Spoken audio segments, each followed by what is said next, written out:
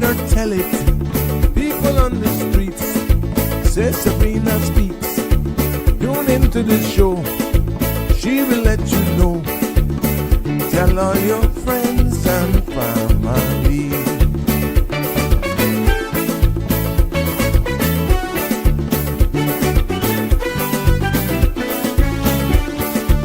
Real talk is no joke.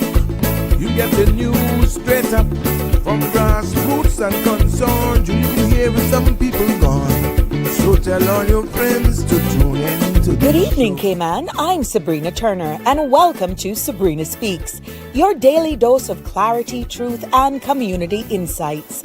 Every weekday from 5 to 6:30 p.m., we're tackling the issues that affect you, from national headlines to grassroots concerns.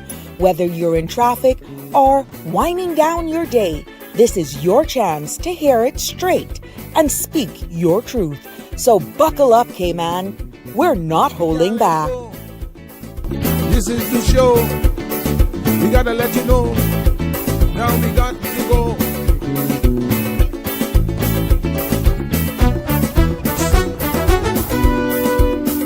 And now here's Sabrina.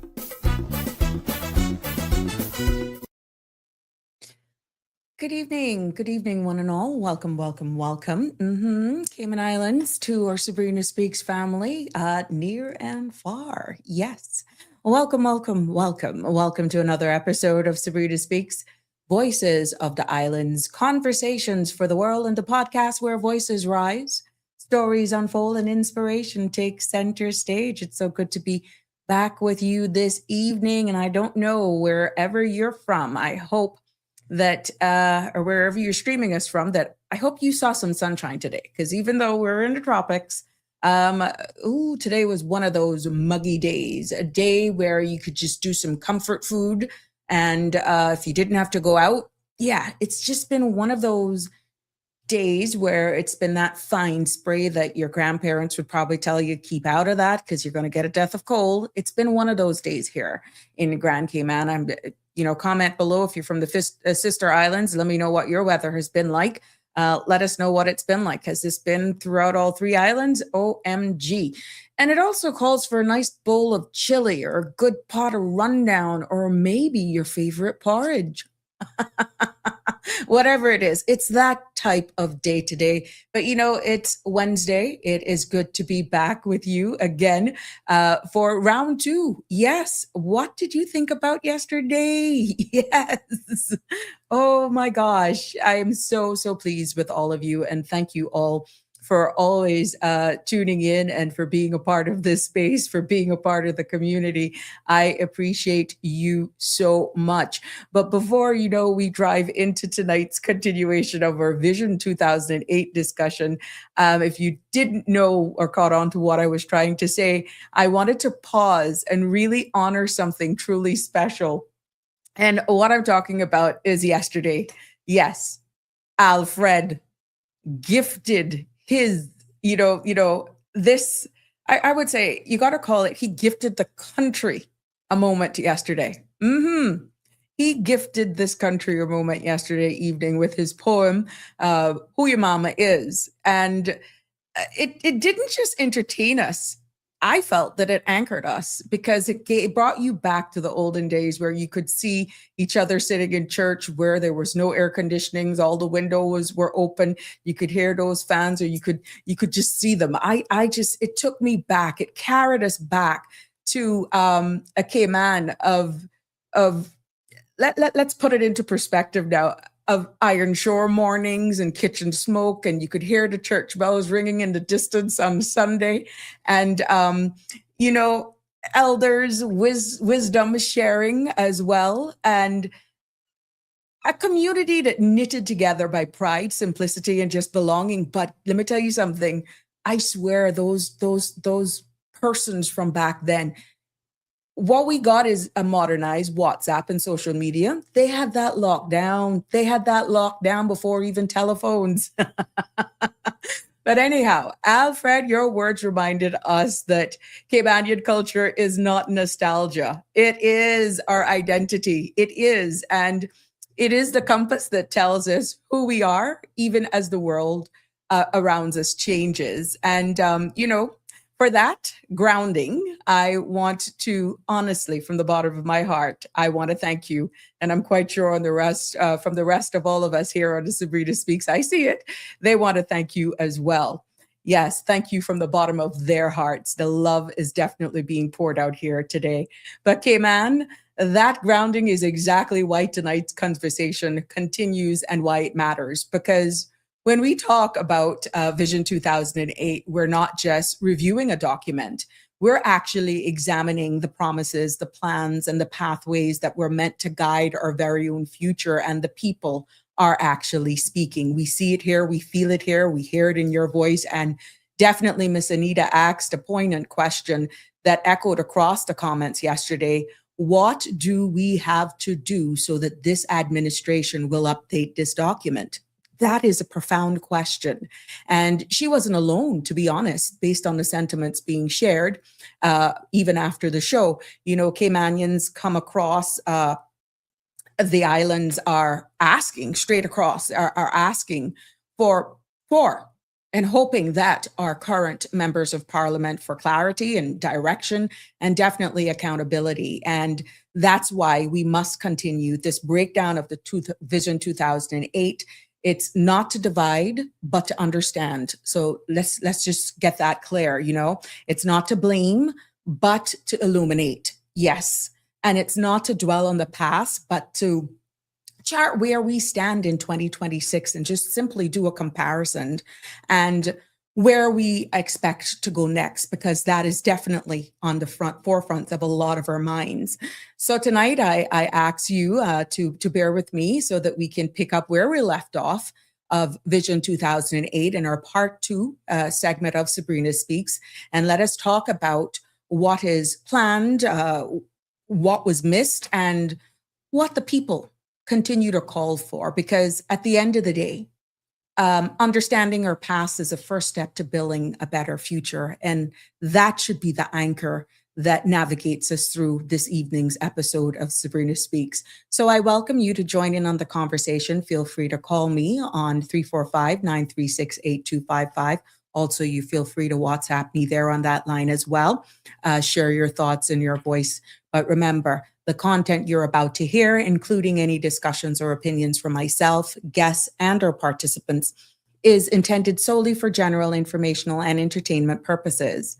It's not a substitute for professional legal, medical, or financial advice.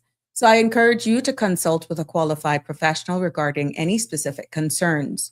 Bridge Media Limited and all its affiliates disclaims all liability for any decisions or actions taken in reliance on the information presented. Yes, yes, yes. Good to see you all. I see you. You coming in. Strong and loud too. Yes, sharing the love. Now, really, let's see what's happening in our weather. For those of you who love it, for those of you who are like, not for me, over it. We want to pack up for Easter. Let's get ready. It's time. It's time. It's time. Well, here, compliments of the Cayman Islands National Weather Service. Here's this evening's weather forecast. The synopsis calls for a surface trough that will continue to hold its influence on the weather pattern tonight, resulting in the chance of some showers. Moderate to fresh winds, along with moderate to rough seas, are expected across the Cayman area today as a high-pressure system continues to tighten the pressure gradient over the Northwest Caribbean. A slight decrease in winds and seas are expected from tomorrow as the high-pressure system drifts east into the Atlantic Ocean. A small craft advisory remains in effect for tonight and will be discontinued for Thursday. Radar imagery shows some showers in and around Cayman area drifting towards the northeast. The forecast for tonight is calling for cloudy skies with a 40% chance of showers. Temperatures will fall near the mid-70s. Winds will be east to northeast, 10 to 50 knots with higher gusts. Seas will be moderate to rough with wave heights of 4 to 6 feet. A small craft advisory is in effect for Grand Cayman. Small craft should exercise caution over open waters, especially along the north and east coasts. Within the reef and sheltered areas, conditions are generally less severe, but operators should continue to exercise discretion as localized choppy conditions may still develop. The forecast for tomorrow calls for cloudy skies with a 30% chance of showers. Temperatures will rise near the low to mid 80s. Winds will be east to northeast 10 to 15 knots. Seas will be moderate with wave heights of 3 to 5 feet. There will be a low tide this evening at 10:13, a high tide tomorrow morning at 5:28, and another low tide at 11:49 a.m. tomorrow. Sun will set this evening, doubt if you'll see it, at 6:36, and sun will rise tomorrow morning at 6:24. The outlook is called for continued cloudy skies as moisture continues to linger across the islands with moderate winds and seas through Friday. So that's pretty much what's in store for our weather. And I am hoping that for all of you who are making plans and marking your spots that you can plan accordingly. This looks as though it's going to be around us for at least the next 24 to 48 hours. So keep that in mind. Hey, everybody. I see you coming in, Damien. Connie Bonnie, you're there. I will definitely get to you. But you know how we do it? We got to do a little housekeeping first. Yes. You know how we do it here. But we are going to just turn it over to the news. Yes. Let's see what's making today's news segment. And let's start with definitely home. Yeah. The Customs and Border Control Service has repatriated another group of Cuban migrants. According to Cayman News Service, 8 migrants have left, of 5 men and 3 women have been returned to Havana on Friday, the 21st of March. CBC has confirmed that these individuals were the same migrants who landed in Cayman Brac on March 6 after arriving on a makeshift vessel. They were processed and held in CBC custody before being escorted on Cayman Airways back to Cuba. Now, this latest operation brings the total number of Cuban migrants repatriated so far this year to 28, while 17 migrants remain in CBC custody as further arrangements are being made. More on local news this evening. This weekend, if you love a good bargain or you're hunting for something unique, Customs and Border Control is opening their doors and its warehouse to the public. Yes, the Cayman Islands Customs and Border Control Services will host a public auction this Saturday, March 28th, featuring a wide range of undeclared and seized goods. The auction runs from 10 a.m. until 2 p.m. in the parking lot of CBC headquarters at 42 Owen Roberts Drive in Georgetown. Now, the items up for bids includes electronics, clothing and shoes, office and school supplies, automotive parts, accessories and tools, cosmetics, beauty and fashion items, home and health and fitness products. Now, CBC reminds the public that all sales are final. Everything sold strictly is as and with no warranties, refunds, or exchanges. Payments must be made immediately at the time of purchase using cash or approved card methods. Now, successful bidders must also remove their items right after purchase. So if you're looking for that big steal, you know where to go this weekend and what's happening. Yes. I don't know about you guys with bidding, but I don't have any luck whatsoever. Let's keeping it more on the local front, because as we inch closer to another hurricane season, 2 of Cayman's most trusted emergency partners are calling on the community to step up. Hazard Management Cayman Islands, together with the Red Cross, is hosting its annual shelter training session next month. And they're inviting current volunteers, shelter managers, and anyone interested in supporting emergency shelters. Now, the trainings takes place on Saturday, the 18th of April, and Sunday, the 19th of April. And this annual program is designed to refresh skills, strengthen coordination, and prepare volunteers for critical role shelter plays during storms and national emergencies. Now, anyone who is already part of shelter operation or those who want to get involved for the upcoming hurricane season is encouraged to register online. And what I'll do, you see the registration there, I will post the link up definitely at the bottom of today's episode, along with this flyer at the end of the show. And we know how important these things can be. So I'm really, really hoping that the support comes out will definitely be overwhelming as we prepare for the upcoming hurricane season. Because Cayman continues to strengthen, in its role globally. Yes, we're on to the next story. Let's roll, keep it going here. Yes, we're strengthening our role globally in the regulatory stage. Because we have hosted high-level discussions that shape how the world responds to financial crimes. And what am I talking about? The Cayman Islands recently hosted the United Kingdom's Government Sanctions Forum, bringing together representatives from the United Kingdom, the Crown Dependencies, and overseas territory. Now, the goal was to deepen cooperation on sanctions implementation and enforcement, especially as the United Kingdom prepares to assume the presidency of the Financial Action Task Force. The Cayman Islands Monetary Authority partnered in discussions which focus on emerging sanction risks, including the increasing use of virtual assets and the need for robust regulatory frameworks supported by close international collaboration. Officials noted that Cayman's involvement in these forums reinforces the jurisdiction commitment to high compliance standards, effective supervision, and protecting the integrity and reliance of the global financial system. Yes. So, keeping it here in our local segment, just bear with me. A major policy discussion is emerging around the future of 7 Mile Beach and how Cayman plans to pay for its protection. Environment Minister Catherine Ebanks-Wilkes has confirmed that the NCFC government is considering a tourism-funded beach replenishment program potentially financed through a tourist tax or departure tax. The proposal comes as erosion along 7 Mile Beach continues to worsen, driven by climate change, rising seas, and decades of coastal development. The minister told Parliament that Cayman will face a continuous need to re-nourish beaches in the years ahead. However, she did not address whether the government plans to require managed retreat for beachfront properties or introduce more sustainable setback distances from the high water mark.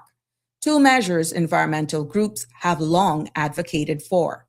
The idea of dedicated funds signals a shift towards long-term coastal management, but the details, including cost, implementation, and the role of private beachfront owners, remains open. We will definitely keep our eye on this and definitely bring you all of the latest as this story continues to unfold, because for some reason, I feel this is going to bring a lot of public discussion moving forward. Let's turn our eyes and our attention over to what's happening in our region, yes, and internationally as well. But I promise you, we'll keep following it.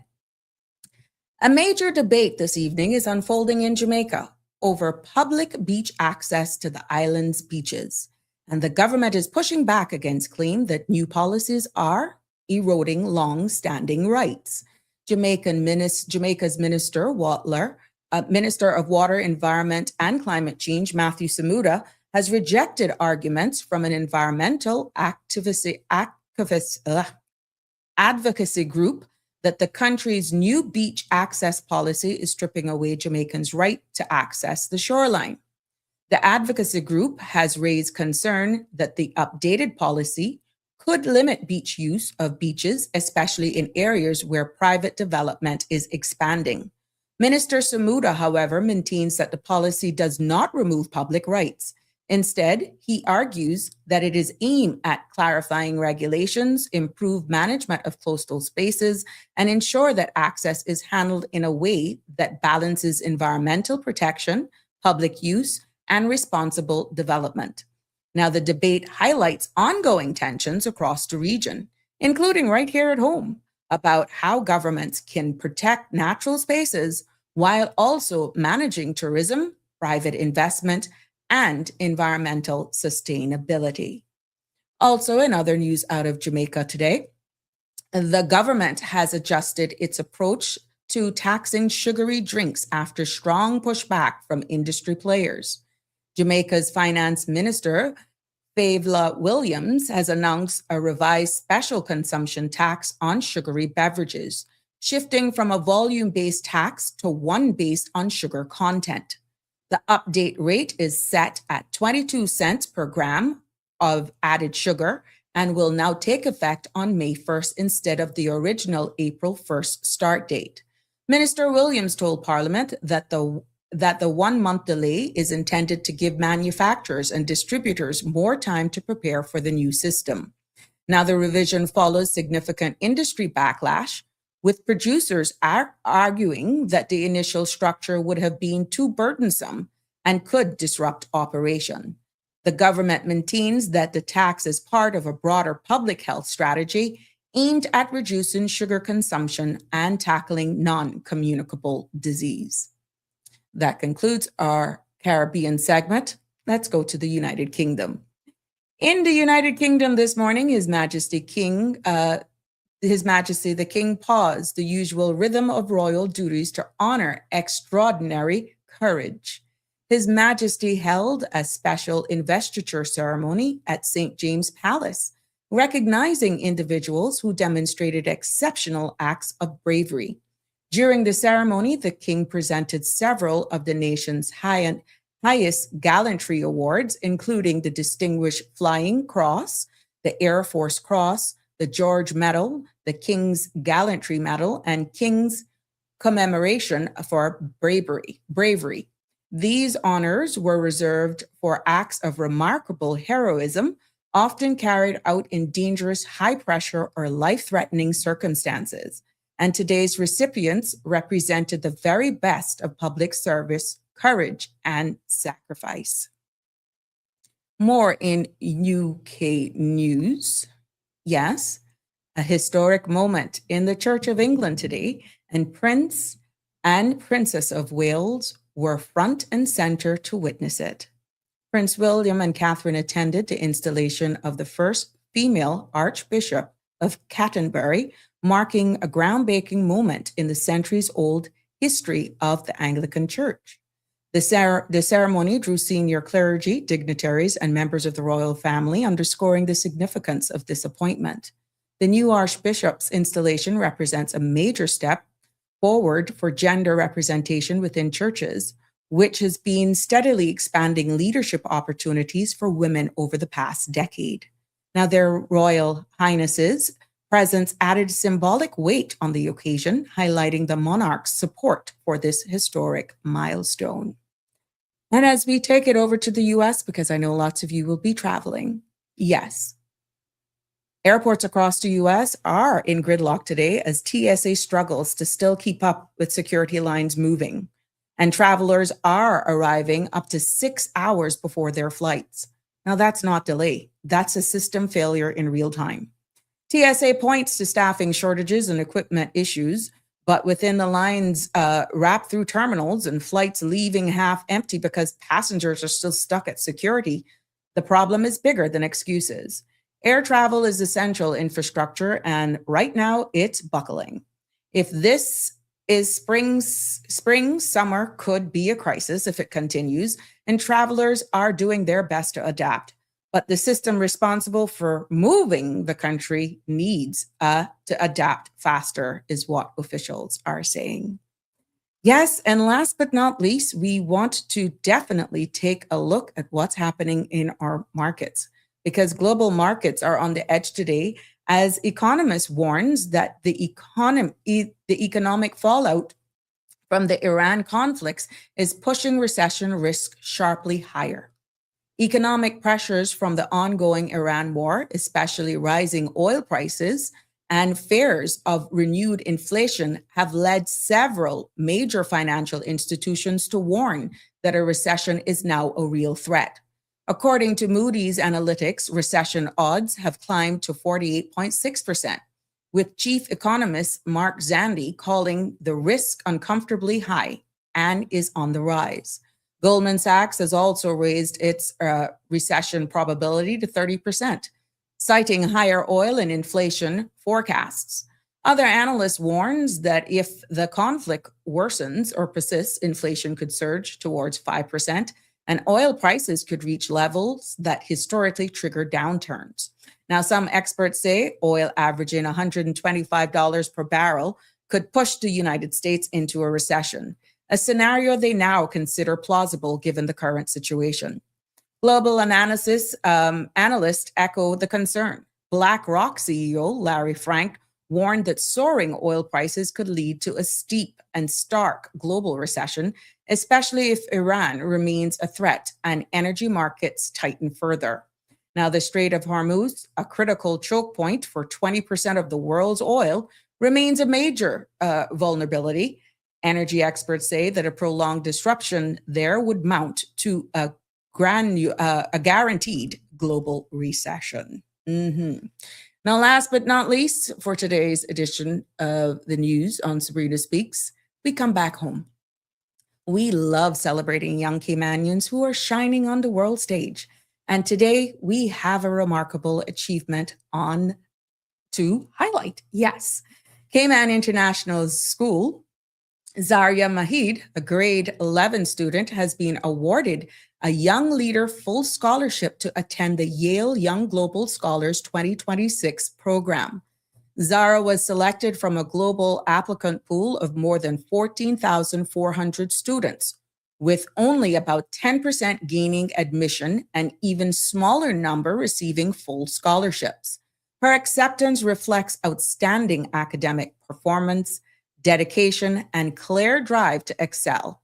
Now, the Year Young Global Scholars program brings together students from around the world for an initiative, collaborative academic experience, and participants explore a range of disciplines, including STEM, social science, humanities, and cross-disciplinary studies. CIS and the wider Cayman community are celebrating this milestone and looking forward to all that Zara will accomplish through this prestigious opportunity. Now, ladies and gentlemen, I felt that little Zara, I have been following her for quite some time. This is the kind of story that fills me and should fill all of us with hope when, one of our young people rises to the top of the global field, not because of privilege, but because of her hard work. And this young lady, I know for a fact, has been consistent. Her intellect and definitely her determination. And it definitely shows us and reminds us what Cayman's next chapter and our next generation is capable of. So Zara's accomplishment is just not personal. Yes, it is a reflection of the talent growing right here at home, and it deserves every bit of recognition. We applaud you. We congratulate you. Yes, and all the best to you. I'm looking for even more things to come from you, Zara. Congratulations, my dear, and all the best from all of us here. Happy birthday. Go out to Susan Watson today. That concludes the news, but we got to go straight into birthday shout outs. Susan Watson is celebrating a birthday. I think I saw something with Natasha Bunton's brother too, right? Mr. Bunton, yeah. Happy birthday to all of you. We wish you all the best here from all of us on Sabrina Speaks, and to all of you celebrating anniversaries as well. And for all of those who are feeling the loss of a loved one, our sympathies, thoughts, and prayers as well go out to you. Marshall is in the house. Good afternoon to you, my sweet. Jimbo, hi. Definitely made my own sunshine today, and it was great. Lots of hearts to you, my friend. Yes, yes, yes. Connie, Sabrina Speaks in a kinder, gentler world, and the crew, of course. Yes, yes. Connie says, I'll be driving down from the Botanic Park, so I'll only be listening. I was volunteering. Oh, okay, good. Yeah, what did you find that experience like? Thank you for your service, is what I have to say. Jimbo says, hello, my dear Sabrina, Connie, and the crew of watchers and listeners. See, Jimbo, on to you. Guess I'll see you Saturday. Tight, auntie. You think? I doubt that. My friend. Jimbo says, Alfred has to get that published. Yeah, I want to copy. Yeah, I agree with you. I don't think Alfred realized what he's doing. And hint, I think there may be some other stuff in the works as well. So this is only the beginning of what we can see from that talented young man. I'm so proud of him. Hi, Andrew. Good to have you in the house. It's good, good, good. Damian Henry's also here. Good evening, all. Exceeding expectations is where a satisfaction ends and loyalty begins. That is so right. Thank you. Thank you for those little words of encouragement and inspiration all the time, Damian Henry. Alfred's, yes. Yeah, he's in the house, guys. Good evening to you as well. What a sad sight that is along the coastline. Yeah, it is, but it's real, Jimbo. That was a part of the news segment. Miss Dorothy's also here as well. Yep. Black Rock, one of the rulers. Hence, you read between the lines. Yes. Hey, Jillian. Did you move? No, I'm not knowing what you're talking about. Move to the new house. Don't know. Jillian K. What are you talking about? Anyhow. Connie Bonnie. Yep. Yep.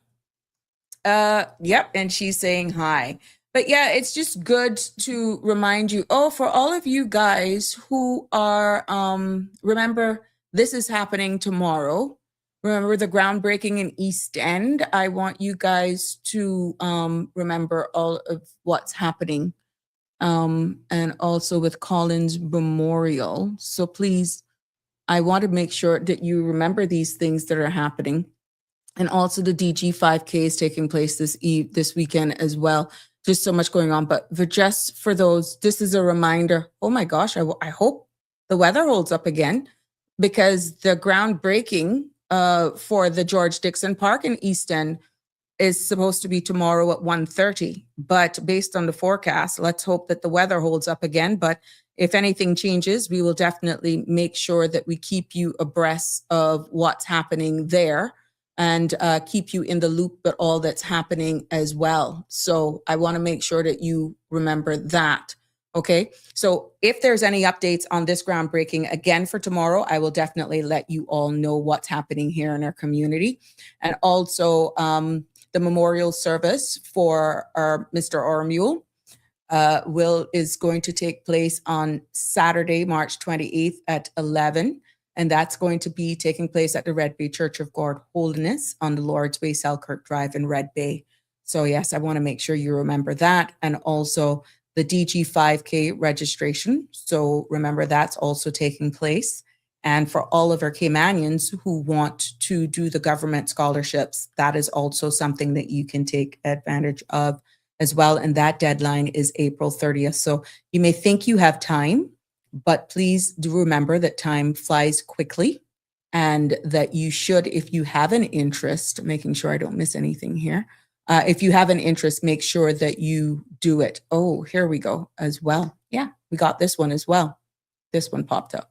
And the CIG Summer Internship Program, apply by the 31st of March, and you go to careers.gov.ky should you want to be an intern in this year's program. So I think that concludes what we have to do as reminders for this evening. But this one now, I have to keep a close eye on this for you guys. I got to keep a close eye on this just in case they may have to postpone again. But as soon as we get it, we'll definitely share it with you. Yeah, there we go. So welcome, one and all. Annie's in the house. How are you, my sweet? It is so good to see all of you. And of course, the phone lines are open, so we welcome your participation. And we want to just get straight into what we wanted to cover. Yes. So we want to turn the pages now, and we continue with this breakdown of Vision 2008. And at any point in time during the discussion, please feel free to call in and give me your opinion, weigh in on it. Feel free to comment. Please remain respectful with your opinions as well. That even includes when you call in. That's all I ask, because this is just not mine. The conversation and the importance of breaking this down is really ours. So I said, feel free. Please jump in, share your thoughts, send your WhatsApp, 936-8255, because your voice definitely matters, your perspective as well. And all I ask for you to do is to keep your comments and contributions really respectful so that we can here to elevate this conversation, educate ourselves, learn in this space together. So let's go. Yesterday, we left off on getting into the environmental pressure that is into the Vision 2008. And that's what we're talking about, okay? And in that document, the plan, which is what I thought, that news segment about this coastal erosion, let me grab that image again to just let it hit home, because this was being discussed from 1999, and came to fruition in 2008. Yes. Hey, Live Happy. How you doing, my love? Welcome, welcome. Look at that. And in the Vision 2008, remember now, this was just the other day when we had all of those Northwesters coming in. Remember that particular image that came out of the BRAC? This was just the other day, this image on the screen. But in the Vision 2008, the plan warned that Cayman's natural environment, especially the wetlands, beaches, and coastal areas, needed stronger protections. And it is said, this document said that if we didn't take care of these areas, development and population growth would put them at serious risk. Now, look at this image. This is not 2 years old. In 2026, we're seeing the impacts and the effect on beach access, the debates on, and we're even seeing mangrove loss, and the concerns about sustainability. And at the end of the day, the lack thereof of long-term planning, which was one of the biggest warnings that Cayman needed consistency from, was long-term planning that continued across different governments and different eras, right? And with Vision 2008, it said that without continuity, we would end up reacting to problems instead of preventing them. And that's exactly what's happened. And we planned, but we didn't stick to the plan. We see it in the document. Another thing that was highlighted as well, because of exactly what we see here, was a highlight at that time of over-reliance on tourism and finance. Can you imagine? In 1999, we were talking, and included in this document was a subheading that carved out over-reliance on tourism and finance. And the plan also pointed out that Cayman's economy was too dependent on those two main industries. And what that document said is that it encouraged that we should diversify so that the country wouldn't be vulnerable to either sector should they be slowed down. Nobody saw COVID coming. Nobody see what's happening right now coming, but it's very relevant in 2026. And this is Vision 2008 that was being talked about in 1999.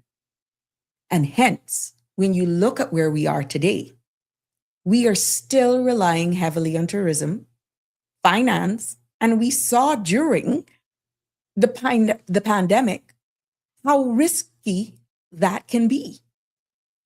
We hear the stories from persons in the tourism sector, even now, that are feeling the impacts, they say, because of not having a cruise berthing facility or proper facilities that we can welcome in bigger cruise ships. Now, that's a whole different discussion. What I'm saying is you hear the stories, right?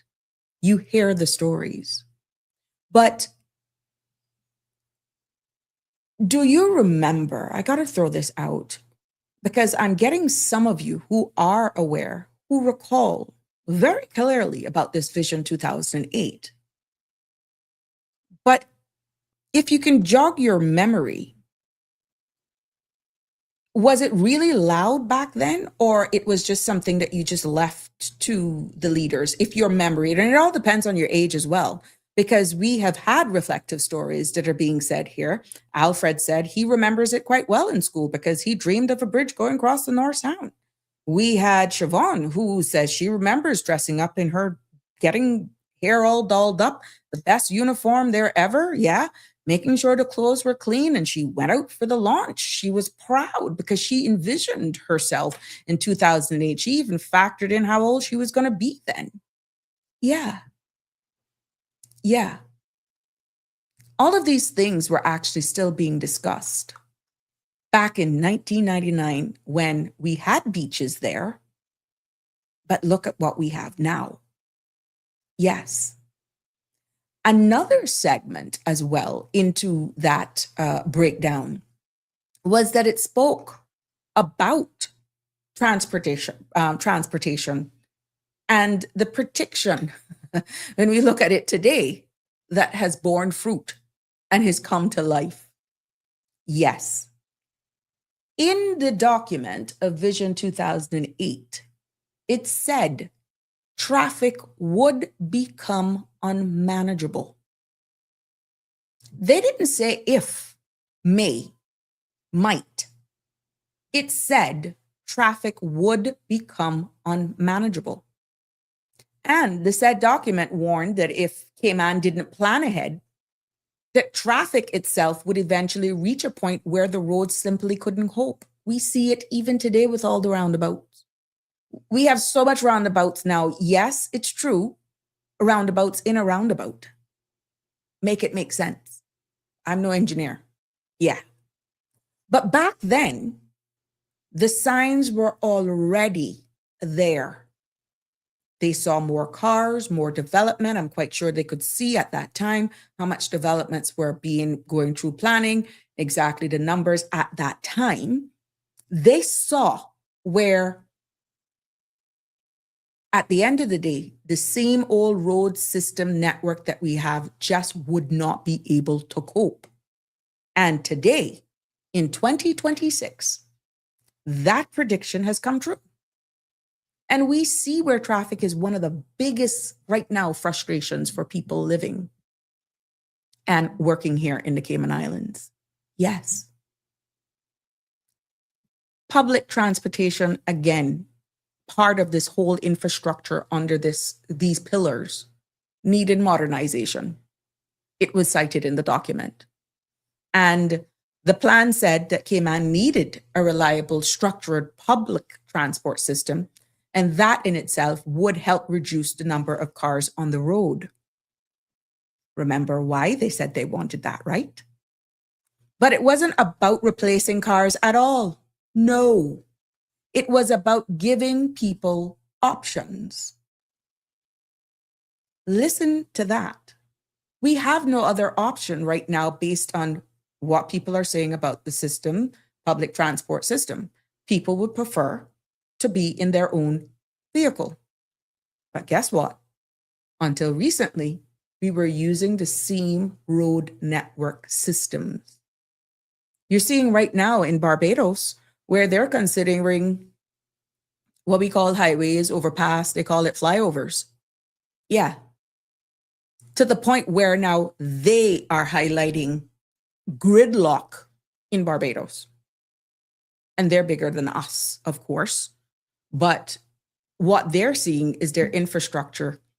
And right now, what their only solution right now is actually for critical areas is to do what we call highways, overpass, flyovers is what they have them branded. I highlighted it here in the news segment. Yeah. But here we are in 2026, and public transport still almost looked the same as it did decades ago. I can remember Bobo in his bus. Yeah. And we know for all of you who want to go back Caymanian, Chikaliki. Yep. Remember those buses? I used to take that as a kid and drive around town, Bobos on Sunday nights. We used to look forward to that. Big bus going around town, West Bay, and all through, just to sightsee. We took it as a child. I remember that going through. Yeah. And now what we've come to smaller 16-seaters and that sort of stuff, we have really regressed in many ways, you know. if we wanted to better our transportation system. Why? Because what we're seeing right now under infrastructure is that without these modern systems, everyone depends on private cars. And what do you think that's going to result to? Congestion, which is staring us right in the front of our feet. Denver says, still tourism, but what? Where the cruise pairs come into play. Oh, okay, interesting. WhatsApper. Plain and Straight says, greed has been our downfall when it comes to 7 Mile beach erosion and many other important issues in Cayman. Jim says, who's commented, even a good public transport system. People want their freedoms with access to their own vehicle unless enforced and not giving people the options. Agreed. Andrew says, but I can expound on this a little bit more. And this is where they were saying that maybe people, when we look at the composition and the amount of nationalities right now that make up our population, a lot of the persons who have been invited to be here by work permit, contract, however, they're coming from many places where they've never driven a car before. They've never needed to own a car because they depend on public transport system, just saying.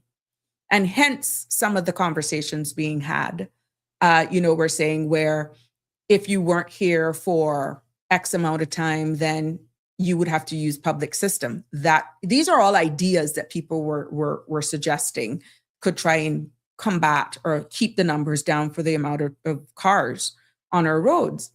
So it's not to say that people wanted to purchase a car as they got here.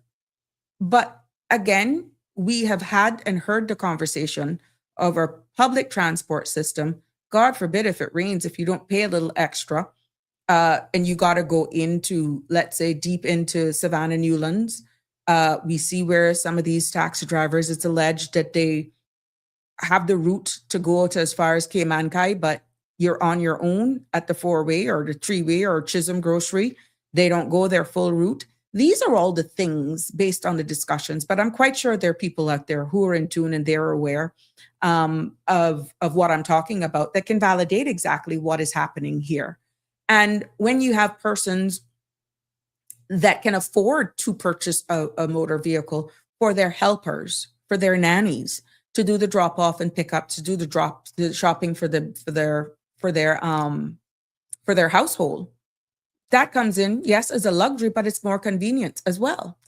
And that's another thing. A lot of our schools, only the government schools, have a bus system. It was a big discussion during our time whether or not private schools could consider a bus system as well, instead of all the private cars going to the private schools, again, aiding to the whole congestion in the mornings and peak pickup times from school. That's something maybe we can explore again on another topic. But to bring it back to this and exactly what the public transport system was intended to do, it wasn't about replacing cars. It was about exactly what you said, Jim, giving people options that they had a reliable public transport system that they could depend on. But when you're hearing all of the complaints that buses are not even doing their full routes, that's not giving people any sense of security that they can rely either on what is already right now in or put out there for the public to use. Andrew says, BlackRock just made a statement that the world has to take note. There's a recession on the horizon. How prepared are we in the Cayman Islands? Do we have a plan for food security? How will tourism and people in the industry survive? Our elderly, unemployed individuals, we cannot afford to offer stipend to work permit holders, $40,000 at $1,500 a month. Yeah. We're still asking and still waiting to hear from an official statement from them, Andrew, as well. Good questions that you've placed here. And I'm hoping that our powers that be at some point would answer them. but we have actually asked for at least some update. We're still waiting. We don't know. And as we continue to see what's happening around the world, this is not fear mongering. This is reality, whether you believe in BlackRock or not. I mean, I read a part of my news segment this evening. A number of people who are watching what's happening is saying it's imminent. This is the closest they've ever seen it. And pretty much once fuel goes within $125 to $150 a barrel, hello? Yeah, it is the green light. So excellent questions. And that's why your questions and comment is on the screen. Jim says, these persons are obvious just watching them drive. Those persons are obvious just watching them drive and or where they're from. These persons are obviously just watching them drive and where they're from. Alfred says, wherever it has been attempted, charging people to use their cars in city centers at peak hour has been hugely unpopular, but it has also worked. Oh, okay. Singapore has the most sophisticated approach with a rate that fluctuates based on the intensity of traffic on the road. Interesting. Plain and Straight says the government administration building should have been built outside of Georgetown, somewhere to the east. That was very sensible. That was a very sensible option that was soundly rejected by the government that was in control. Okay. Alfred says drivers are charged through an in-car unit with a cash card that automatically links the overhead electronic road pricing platforms equipped with sensors and cameras. Alfred, you sound like the Jetsons now, my love. You and I'm telling you, can't work.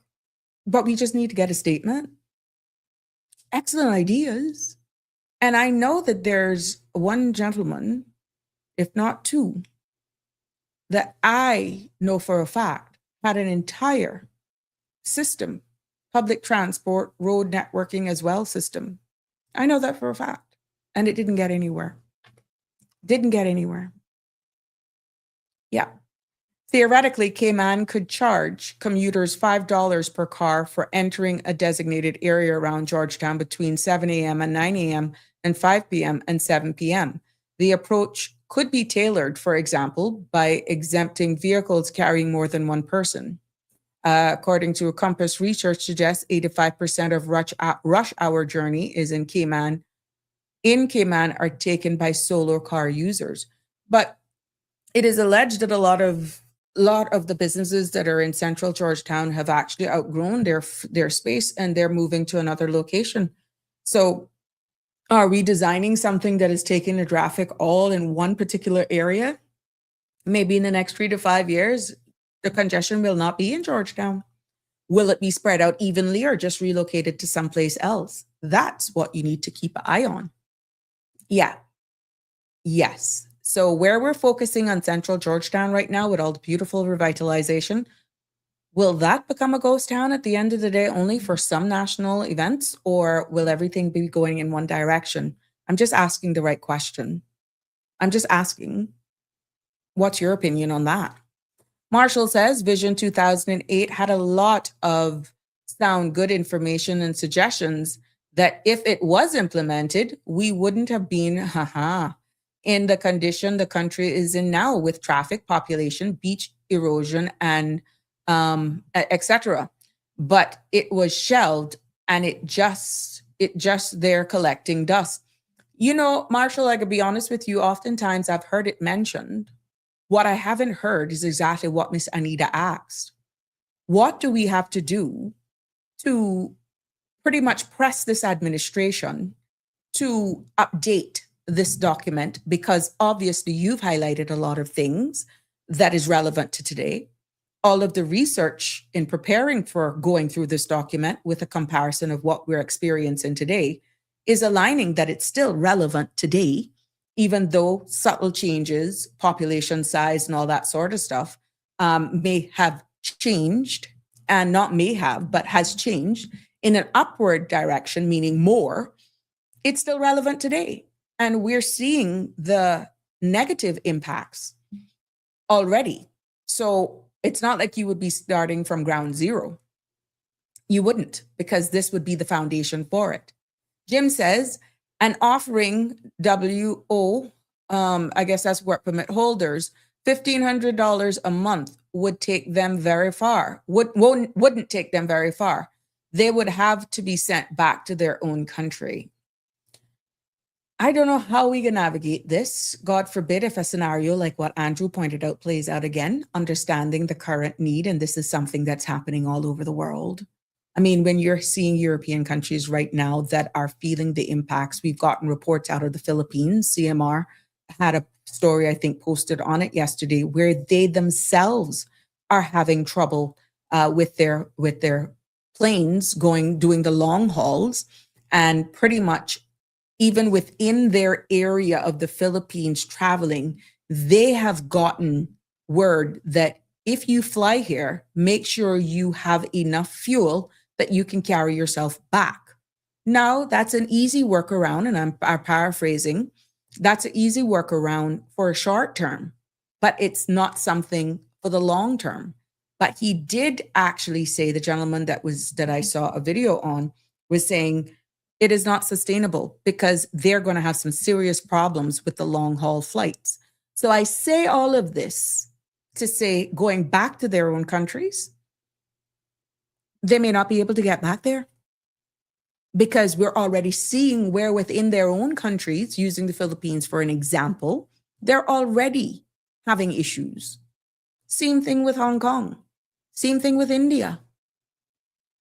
Yeah. They're already having domestic issues. And we're seeing where flights have been discontinued. We're even seeing where US brand carriers. There's a story as well out on Royal Caribbean cruise ship that they have changed 20 of their itineraries, and people now who may have booked on if you've got a cruise on Royal Caribbean, you may want to check your email or to make sure that you're not one of those itineraries that have been impacted. But that only brings to question exactly what you stated here, Jim. God forbid if anything was to happen, some of these people may not be able to get back to their own home. What will be the plan then? We're got to take care of our own. We see where our numbers are high. Caymanians are saying we're left out. They're taking care of foreigners better than they're taking care of their own. Yeah. What's going to happen, Jimbo? Some people are too proud to use the bus. True, some of them have never, ever used a bus, Keith. Some of them, unless they've gone to the States or they used a tram to go to Magic Kingdom or Epcot or something, or the monorail type thing to go to one terminal to the other. But to say use public system, no. Or they're going on these tours on trains and that sort of stuff, but they would never be caught dead in their own country using public transport. Yeah. That's no lie.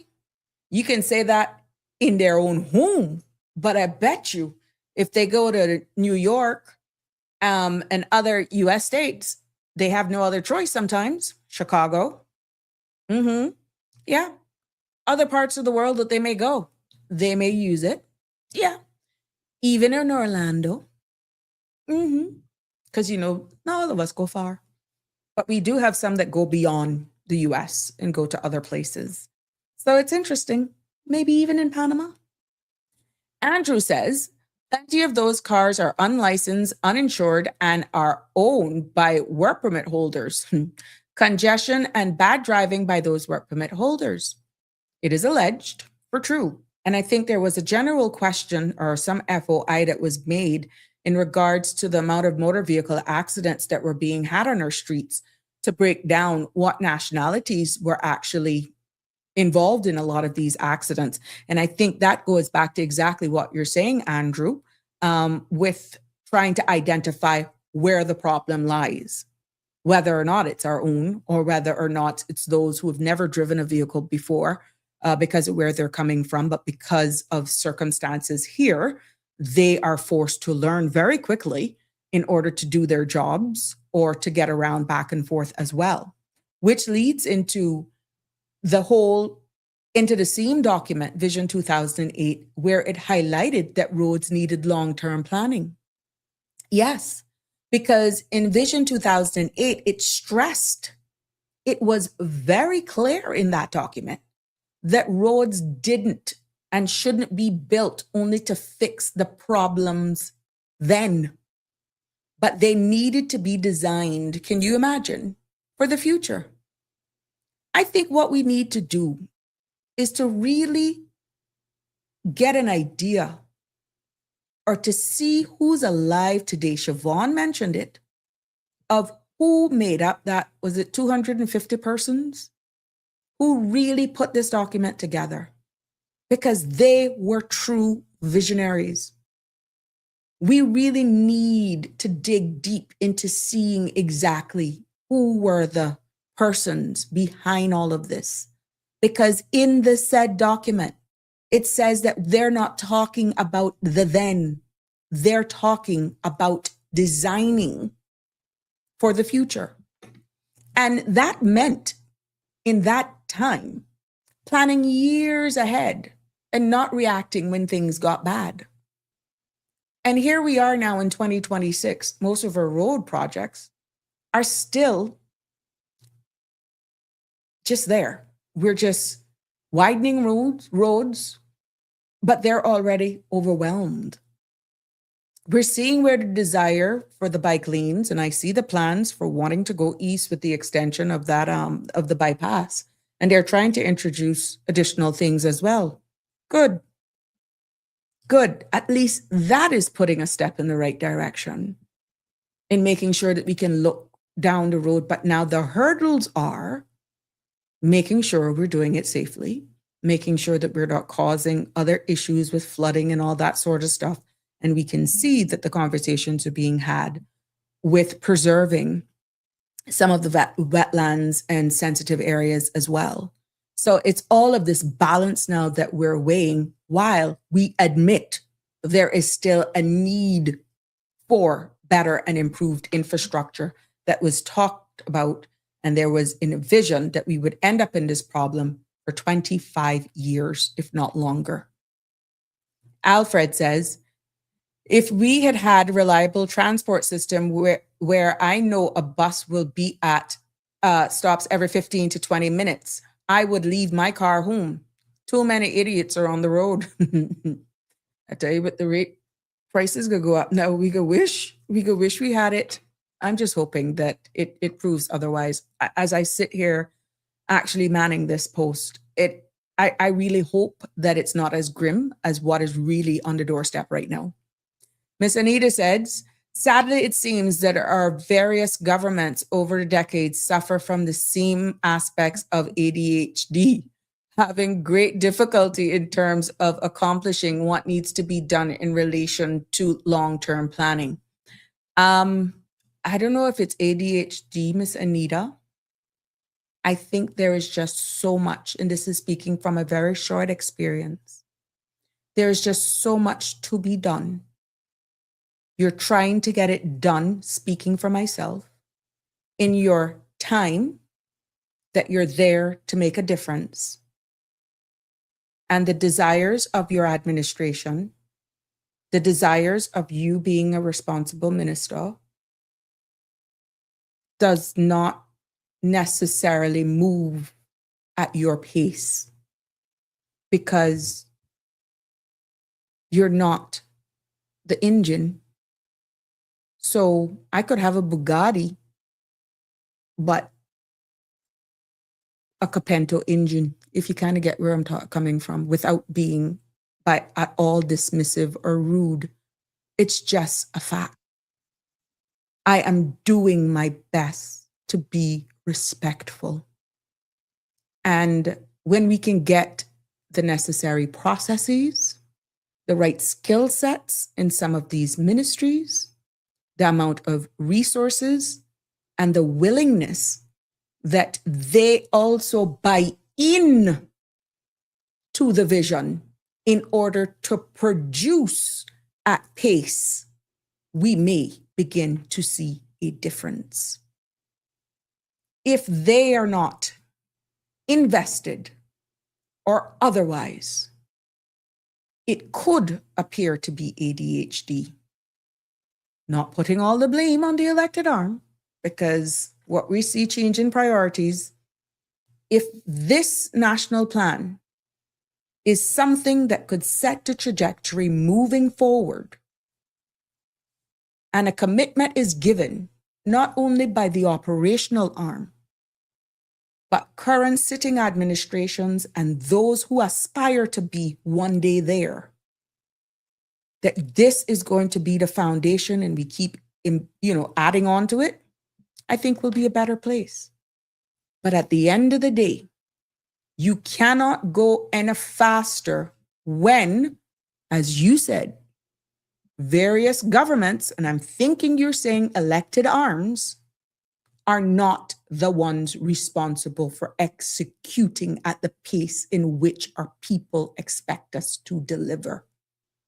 And let me confirm, I speak from my short time in that role. You know what you gave when you were there. That's not the said environment anymore. And that is where we honestly need the collaborative approach. We need the support of all of them. Because when we don't get that unity, that buy-in to take all of us forward, this is what happens. And before you blink, there's another set, another government in. And then it appears nothing changes. Nothing changes. Plain and straight, how hard could it possibly be to get a reliable and cost-efficient public bus system started when there are thousands of models around the world that we can choose to use? We cannot keep. Plain and straight, it takes political will and funding. And I know for a fact, under my administration, I think the Minister of Tourism, I stand to be corrected, he was in the same position then. In many of his trips, he actually looked at all these things and looked at sustainable way of improving our public transport system. But again, it had to be funded. And that's where the political will came in. Ms. Rose, good to see you. Good evening to you as well. Damien says a growing population and key infrastructure, including coastal roads, airports, and sewage systems, makes the islands highly vulnerable to sea level rise and deteriorating roadways, not to mention living conditions. Quite right. Plain and straight says trying to reinvent the wheel every time that we are trying to put something in effect. Yeah, but you see, if we could have this national plan and a vision of like 2008, just modernized, but remains the bedrock of where all of the people of the Cayman Islands says, now this is where we want to go. This was started 25 years ago. Here we are in 2026. You can't say we don't have proof of beach erosion. We can't say we don't have proof of the traffic congestion and the proof that we failed to keep up our road infrastructure, sewage, stormwater management, and all that sort of stuff as we continue to grow. All of these things that were highlighted and cautioned from 1999 in this Vision 2008 document has borne fruit to be a reality. And here we are 25 years later talking about the same thing. All I'm getting is that our people are saying, let's have this as the foundation to do our trajectory as to where we want to go for the future. This is already a start. We see the immigration reform. We see other reforms as we come into the digital era and the necessary infrastructure to keep us connected. We see what SEMA is doing. We see what our schools are producing, but we still yet have that national plan. So this is why people like Miss Anita are becoming very vocal and saying, what do we have to do to get this administration's attention to, let's modernize this. Let's update this, because obviously we got it right in 1999. Let's try not make this opportunity in 2026 pass us by to not at least try to implement a document like this using this as a foundation. I stand to be corrected, but that's the feedback that I'm getting. Please feel to comment below or give us a call and weigh in on it yourself, 345-936-8255. I'd love to hear exactly what's on your mind. Denver says, Cayman Bay is sucking in up KPMG. 3,000 plus employees are moving into Cayman Bay when the new building is completed. Which is why I asked a question earlier on. We are hearing that a number of businesses have outgrown current infrastructure that is in Central Town, and they're being relocated to various areas.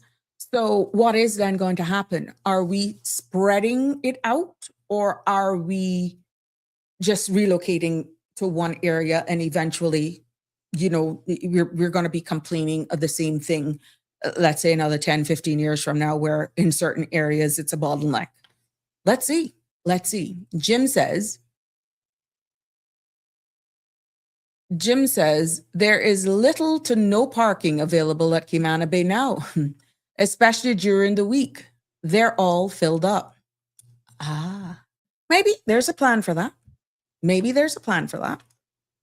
Clean and Straight say they should sell the glasshouse site, the old government admin building, as site, and the site behind the legislative building, and build a new government admin building out in Red Bay Prospect spot or further east.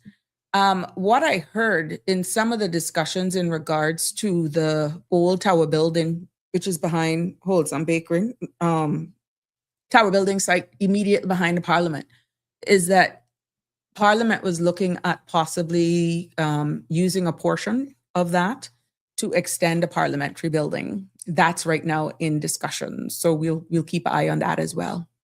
Jim, they will all accommodate their investment. Denver says. He also says they're not going to build with parking accommodations. That makes no sense. I guess at some point in time, there must be some vision where we're all going to carpool at one location and then just be shuttled into to this area. I don't know. And this is why it's important for us to just try and connect some of these pieces together when we have conversations like this, because you're seeing what's happening before your eyes.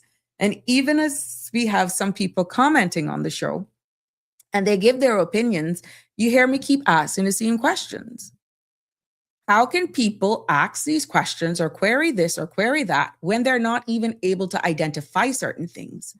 A lot of the commentary that you guys are making right now is that you're picking up something and you're trying to connect the dots, but you're not sure. Why you're not sure is because maybe we're not in certain circles. Maybe you're not picking up on certain things that are happening around you, or maybe we just suck at PR from those who should be telling us certain things. I don't know. What's your take on it? I welcome your feedback. Clean and Straight say we absolutely should be regularizing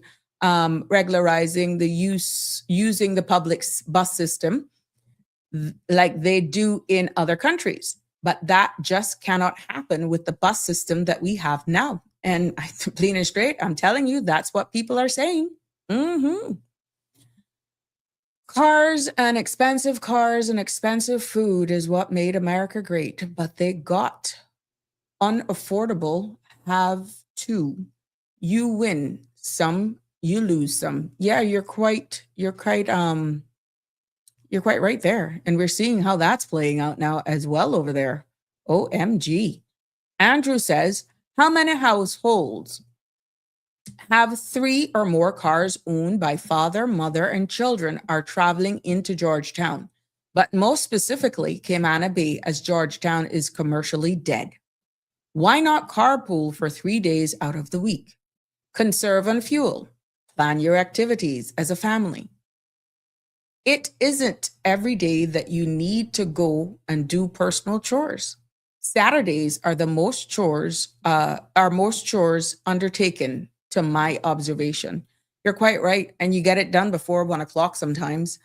I don't know if it's going to be where the demand for services and all that sort of stuff on a Saturday now could consider being extended, because we're seeing where Saturday, we know a lot of the places do shorter hours, but it's not that people don't need their services, because exactly as you've pointed out, that's the day that many of the chores are taken based on your observation. I'm quite sure a lot of people have seen that as well. So for those service providers who actually see a spike in their sales and that sort of stuff on Saturdays, but still close based on tradition, maybe 1, 12, maybe 2 o'clock, a little earlier than the Monday to Friday thing. Maybe they may consider extending their hours on Saturday. Who's to tell? Or it goes back into that topic that we had. Do we see ourselves opening certain businesses or give people a choice on Sunday? Andrew, you see, all of these things all come around for discussions, and it's a delicate balance, culture, tradition, but it boils down to choice. And it also brings down the question, when we're modernizing for the future, are we modernizing legislation that actually builds that into it as well? Jim says, some of these slow drivers causes issues, just as the ones who are heavy-footed. They cause dangerous situations. It's the options of freedom, Jim further alludes. Yes, and Plain and Straight says, the government departments that are renting space all over the place could move into existing government administration building, and the new building could possibly be built somewhere along the exiting east-west arterial. Let's look. This is why it's good. I'm glad that you guys are asking all of these questions and making all of these suggestions and statements. This is why it is important from a national perspective, just not when the sitting of Parliament that they're debating bills and they make these statements and all that sort of stuff, that certain times at some point you do substantive press briefings. I'm not going to give up on that suggestion. And you guys have agreed with it as well. All of what you're highlighting here in ideas, somebody goes back and they look at the comments, because I know that they do have people feeling these shows and stuff, and they get their feedback on what is being said, and don't think they don't look at your comments. You don't even have to know or have a plan with what you want to say. If you really want to include what the people have to say, you get some sort of a sampling of what discussions are being had based on the comments. And they could tailor a lot of their public-facing discussions, and let's say a press briefing, based on the accumulation of comments and statements, suggestions, to either say, let's see from this thing, prove that we're hearing what the public's saying about this, and this is where we are as a government, and this, come from it from that perspective. You guys wouldn't be saying things like this or questioning if you had an idea. But what I'm of nationally where we're going, and updates, not in silos, but unified. Because one thing, if you want to get people attention, just say the government is doing a press briefing. Let's take hats off to COVID for that one, because people never really used to do these whole things until we were in lockdown. But that respect, calling it a government press briefing, gets everybody's attention, which means you come with something that is nicely structured. It isn't a waste of time. And in whatever you're delivering, it addresses to what semblance, what has been collective from the discussions that have ensued by members of civil society on various platforms. That will show you all and make you all feel inclusive. That's participatory. That's feeling as though you're valued. Yeah. So a lot of what you're sharing right now could be actually less frustrating, less felt as though you're ignored. If certain things, if certain behaviors were actually displayed, and just have a simple press briefing that encompasses or address some of these things. Again, it's a suggestion. We're on the ground, we're seeing it, we're feeling it. I'm hearing and seeing all of your comments. Let's see if they will respond.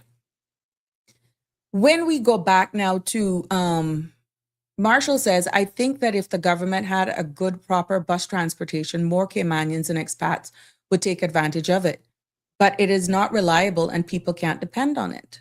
Clean and Straight said exactly. Not so sure about what. But that said, they said that government admin building could be built out east because the businesses were there in town.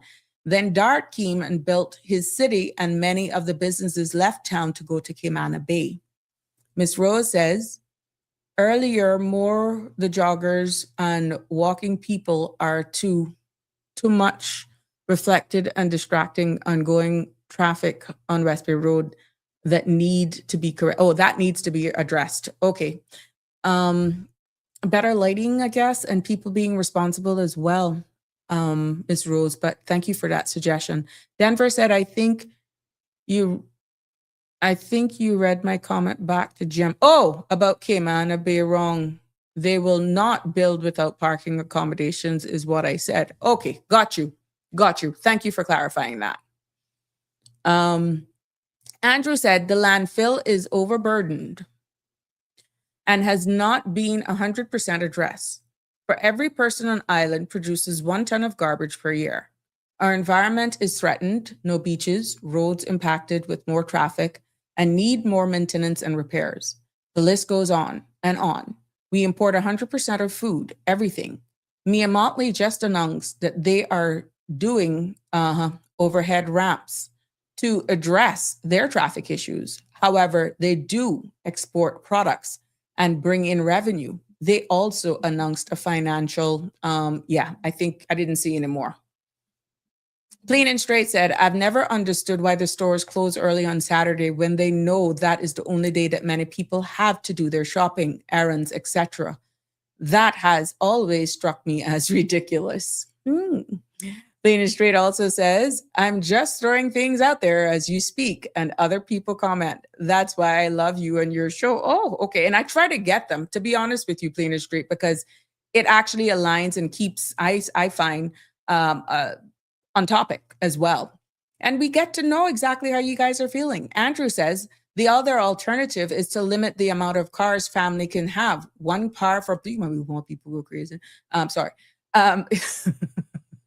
Limit 1 car per family and 1 scooter. Bermuda car dealers will not support is there.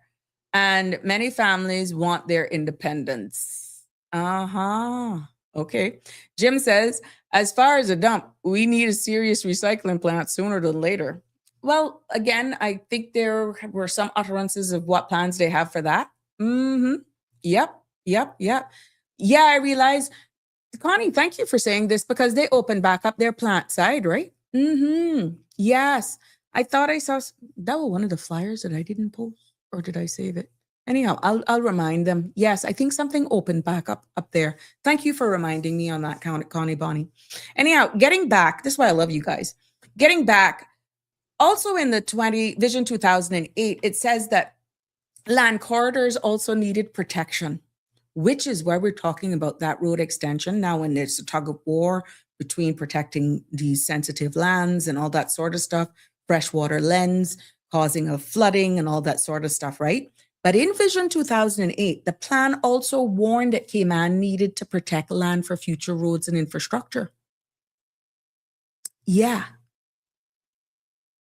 Because once land is developed, it's almost impossible to reclaim it for public use. We are seeing where that's a problem. So without a vision, how could we have known, and I stand to be corrected, if there was always a plan for the East-West Arterial to go as far as Frank Sound? If you knew, you had an idea of a footprint, and you look at the surrounding lands around there, If there was really continuity in succession planning from one administration to the next, maybe we would not have been landlocked by persons coming buying up huge parcels of land that in many cases fell in the footprint of exactly just an example of where possibly this road extension would want to come. And because, again, it goes back to Mr. Roy Bodden's book and so many others who have come before me that says it was a free market for anyone to come here to buy land. That's one thing. But if there were any discussions for future road developments, infrastructure, or protect even for your own locals, then with the lack of vision and planning, going blind, no protections for who can buy large quantities and acres on top acres of land. Now you understand why we're in this mess. Because the very same land that was probably owned by persons, individuals, and not necessarily owned by government, our own government could have possibly had certain things put into place with the permission of landowners. I'm just saying, thinking forward in hindsight 2020. These are things that you could possibly have baked into future developments. But if that wasn't done, you can't then tell or demand somebody to sell you their property. And again, that's debatable. We see what's happening with Red Spot. But who do you blame? Do you blame the administrations or just lack thereof of having something like this enshrined in a document that it clearly states what the expectations are when it comes to protection of land corridors for whatever use, be it housing, roads, infrastructure, whatever? Yes, I go back. Once land is developed, and in this case, not only developed, once land is purchased and it's not purchased by government, it's almost impossible without costing the people millions sometimes of dollars, legal battles, to reclaim it for public use. And what we're seeing is that today, development obviously has moved quickly, that many of those potential corridors are gone, and here we go, are stuck with our options being limited right now. And traffic is now one of Cayman's biggest frustrations. One of Cayman's biggest frustrations. Morning and evening commutes are definitely longer. We hear it. We feel it. I've been in it. And the roads are crowded almost every day. We have discussed it right here on this platform. Sundays don't even look like Sundays anymore because of the amount of people that are on the road. And if you be honest with yourself, public transport still hasn't been modernized. In many a case, it has been fragmented. It's smaller. Because at least even when back in the day that our numbers were smaller, you had bigger buses that could hold more people, and they were doing a better loop than with all of these little buses not even doing their routes. Look at value for money back then versus now. Yeah.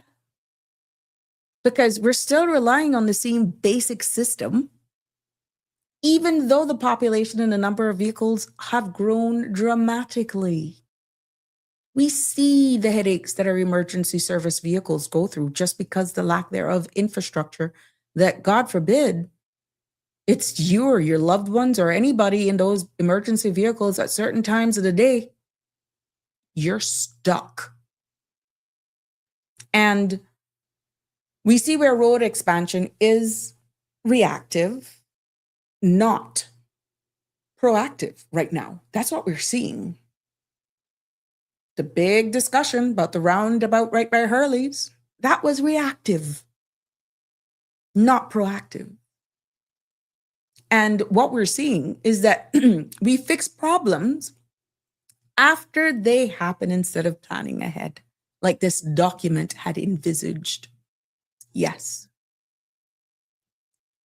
And no one can deny that development has not outpaced infrastructure, because we're seeing buildings, we're seeing businesses, and housing have grown faster than roads transport system needs to support them. Yeah. And you don't think that Cayman crisis could have been avoided should even this had been put in place? So at the end of the day,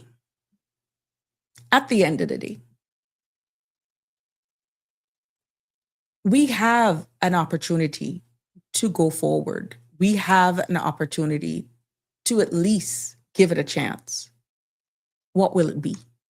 Plain and straight says, Andrew, I don't think that the one car per family or per household would work because there are so many multi-generational households. Plain and straight also says, government also needs to limit the amount of land that one person or one family can own.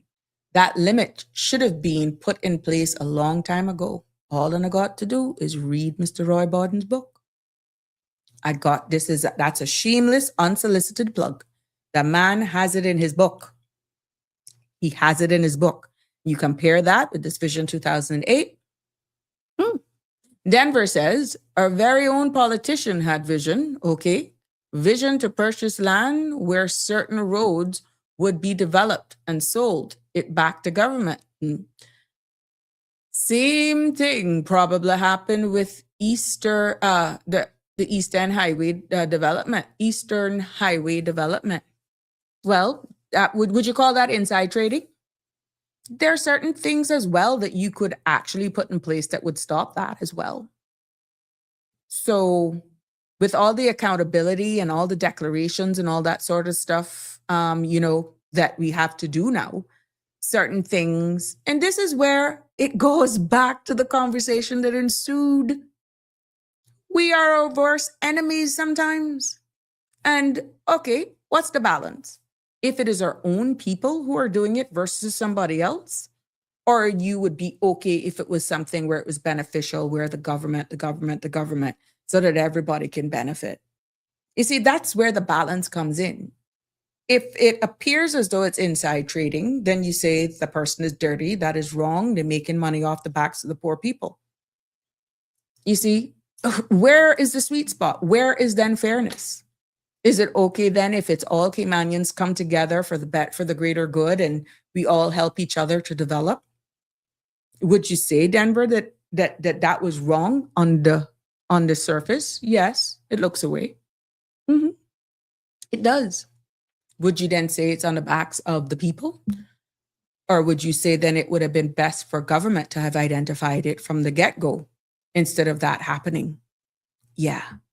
Andrew says, roads open up real estate development, access for housing, commercial businesses, agriculture, clinics, and recreation for individuals. Proper planning and infrastructure zoning and implementation needs to be put by individuals who can advise accordingly. Have we failed to plan or just didn't take the time to discuss? It's a bit of all two. We didn't fail to plan in 1999. We failed to execute. There was lack thereof of political will that dates back long before my time. And we have developed a behavior of just being reactive more than being proactive. And if we can get back to a stance where we can be more proactive and stop treating the symptoms instead of treating or getting to the solution, then maybe we may see ourselves headed in a better and a brighter direction.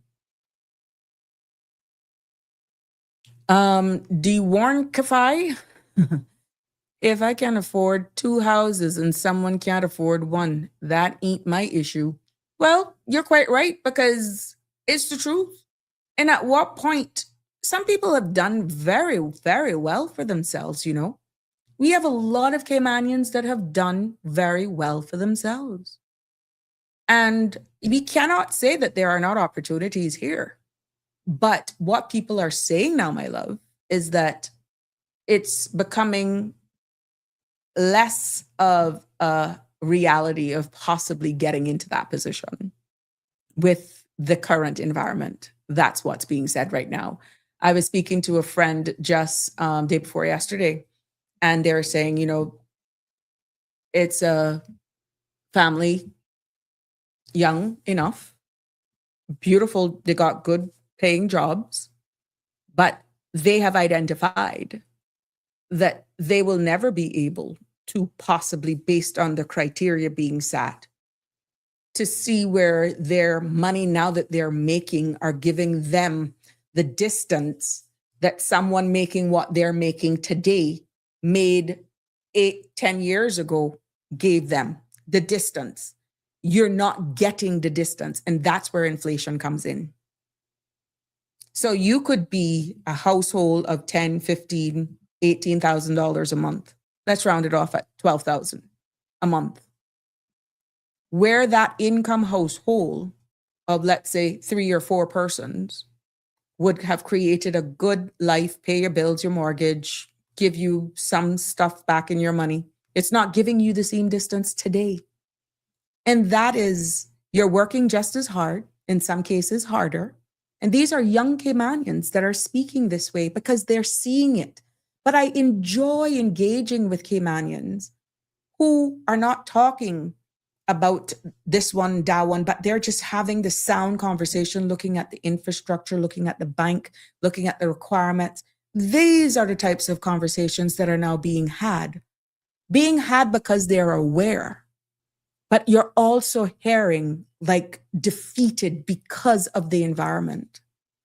And you just have to be honest that yes, it is just now that some of our young persons are reaching to the point where they're identifying that they're not getting the mileage of their income that someone making a $15,000 salary or a household per month of $15,000 per month, you do not get the same mileage.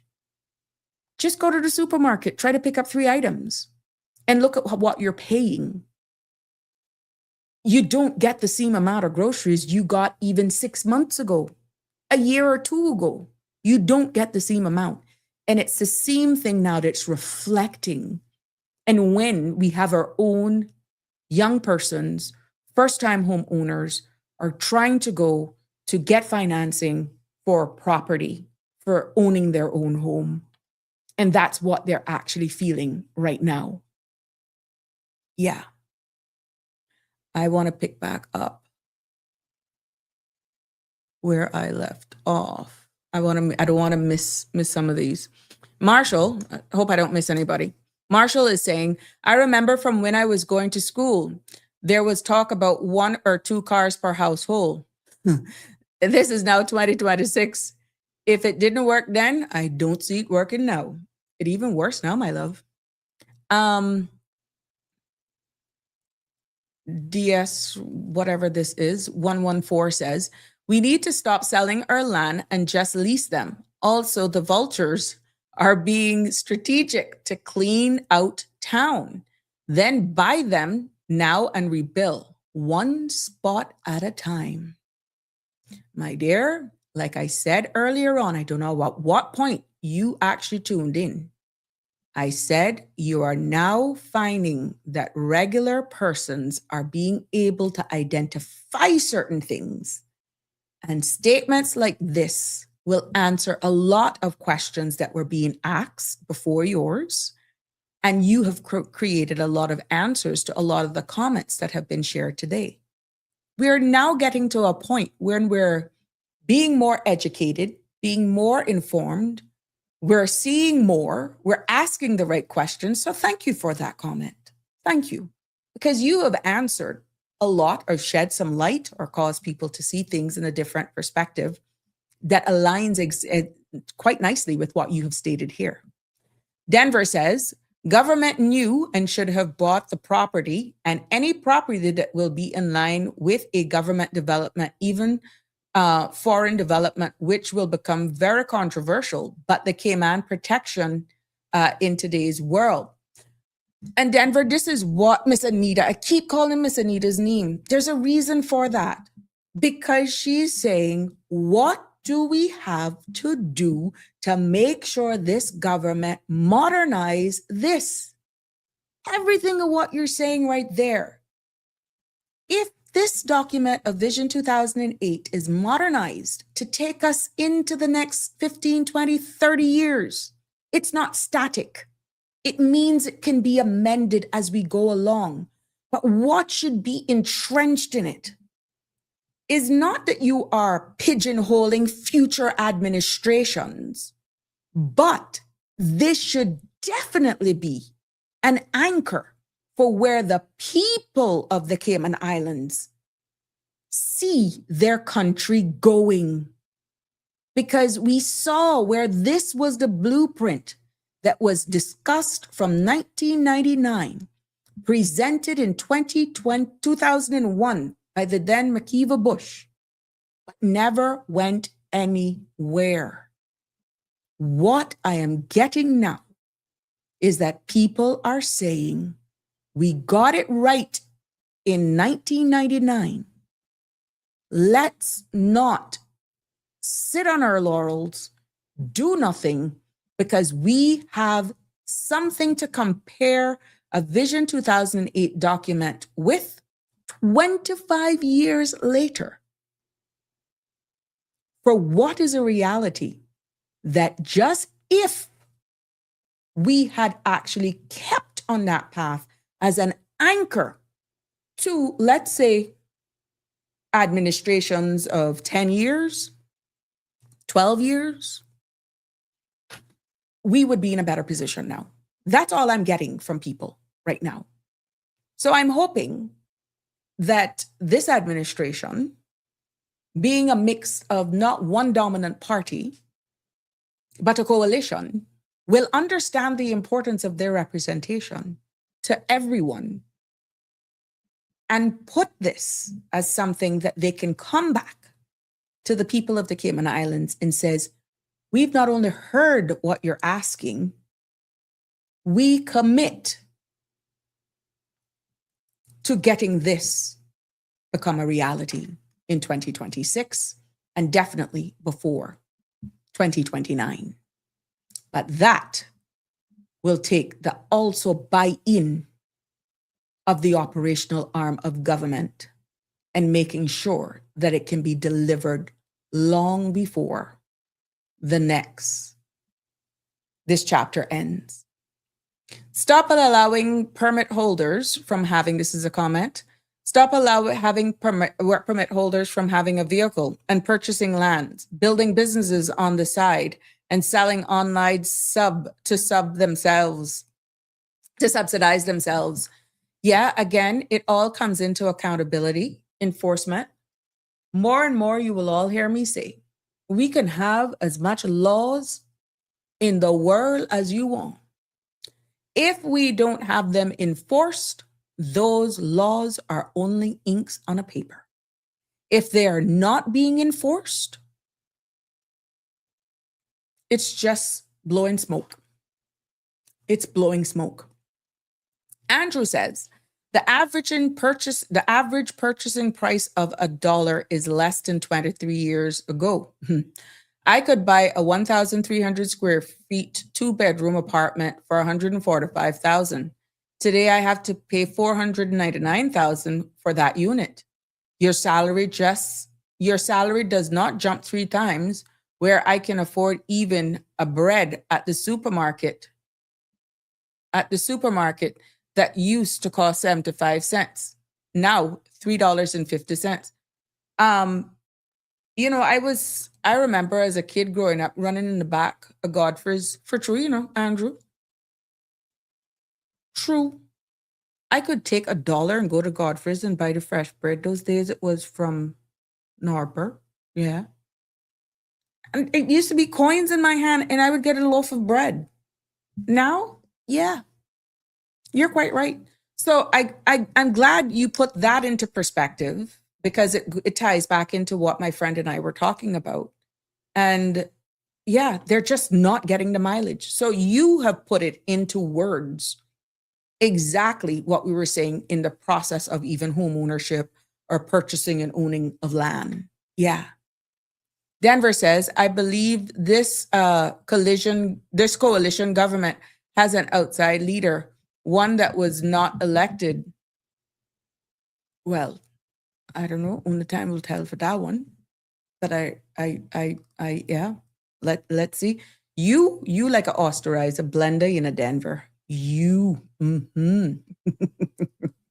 One of the big things that came about in this document as well of Vision 2008, it covered culture and identity.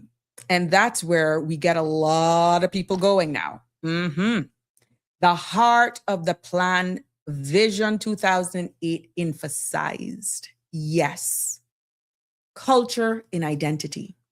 And what it meant under that section as we talk about the great immigration reform that is expected to now come in effect on April 2nd, no longer on All Fools Day, is that it was envisaged back in 2008, Vision 2008, of protecting Caymanian culture. And Vision 2008 made it very clear, listen to me, Vision 2008 made it very clear that Caymanian culture needed to be protected as the islands continued to grow. They identified it from 1999. And even back then, the people back in 1999 were noticing how fast the population was changing and how easy it was for local traditions to be overshadowed. We're talking 25 years backwards. And in the same Vision 2008, the plan encouraged Cayman to be international, but it also talked about keeping its culture roots strong. Yeah. And that is profound, my friends, because our visionaries, going back as far back as 1999, saw certain dilution of exactly where we are today. Yes. It also highlighted strengthening community bonds. And one of the goals in the Vision 2008 was to keep Caymanians' sense of community alive. And the feeling that people look out for each other. Jimbo always says that here. That was one of the key things that drove him here. And so many others have shared those same sentiments, right? And know their neighbors and stay connected. We can barely even use the roadway now before you're being called all sorts of racial slurs. And you see where we're going. You see where we're going with that. Yeah. And Vision 2008, my friends, recognized that rapid development could weaken those very same bonds if we didn't actively work to maintain them. Yes, because that very same document as well, it encouraged more community events. Remember, we had Family Fair Day. We had a lot of things that used to happen in the center of town. We had Pirates Week where we had the largest numbers coming out. Yeah. And these community events were to be held in shared spaces and opportunities for people to just come together. Now it's almost selective. And there's just certain things that can only be held at certain venues. Whereas Georgetown is the capital. Yeah. And guess what? This same document emphasized and highlight the importance of teaching Caymanian history in our schools. The plan highlighted the importance of teaching not only the culture, the heritage, but our history and the values in the school system. And the idea was pretty much simple based on what I found in this document. That if young people understood where Cayman came from, and this goes for even those who are now here a part of us, because we don't talk about it enough, there was a great chance that if our young people understood where Cayman came from, they would be more likely protected in the future. If you ask some of these children about Bada and Bayreuth and Comart and Kirk Plaza, they'd be, what are you talking about? They don't even understand Cayman without a Cayman Bay. They can't, what are you talking about? That's the look on their face. Yeah. And Mr. Williborden store, Miss Doris, yeah. You could not, they would be just as lost, Miss Hazel Fudge. They would be just as lost. They wouldn't have a clue. 19 hole, Borden's Pizza. Yeah, I'm going there. Good evening, caller. You're live on Sabrina Speaks. You got 5 Good minutes. evening, Mr. Sabrina. Hi, how are Good you? evening, Cayman. I'm doing good, enjoying the little drizzles of rain. I hope you're doing good. Yeah. The old Cayman of yesterday, huh? I was just thinking this afternoon about years ago when looking now at Martin's Cove condominium.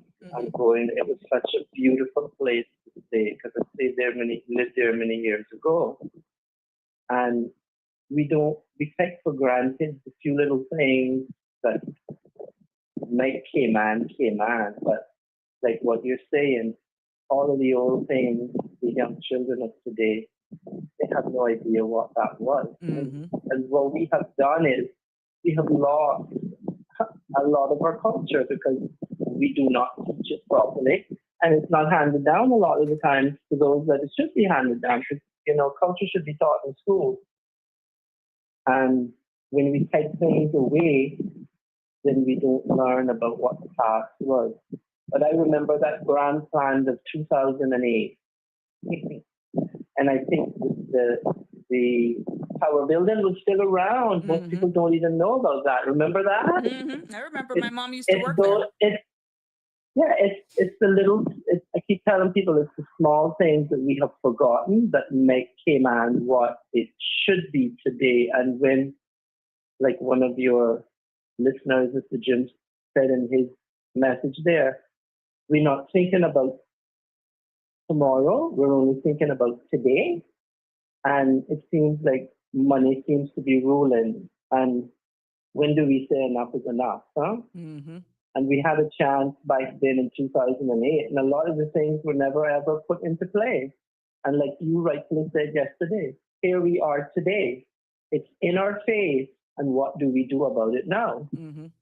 And we have to somehow get to a point where, as Caymanians, we realize that what little bit that is left, we need to try to save it, and we need to try to push forward with a plan. Because there seems to be no plan, I look around here now and I see the small little things that are changing. And I'm one of those that keep saying I wanted to see I had to see changes before I believed something could be done. I keep telling people, Cayman is probably at its last end. If we do not get this right this time, we're not going to have a second time. Because the generation growing up today, they're not interested, a lot of them, of what the past used to be or what the Bayreuth or the Bada shoe store or the Comart or the Marin supermarket. They have no idea what it was. Yes. They have no idea of what it was when Cayman was there. I remember going to Marin's and shopping. And remember the one that used to be there just down opposite of Burger King. What was that called? It was owned by Cayman family. Atlantic. And that's where you went, and you went to the shoe store up there on Eastern Avenue to get your shoes. And, there were certain places we went that had what we needed. Miss Rose store on the waterfront. Yeah, Miss Rose. And then we had Miss Iris as well. It's so much of what made Cayman, we have totally erased. Yeah. And it's good to see that we're trying to save some little things, like the building in Georgetown is being saved of the piece of land.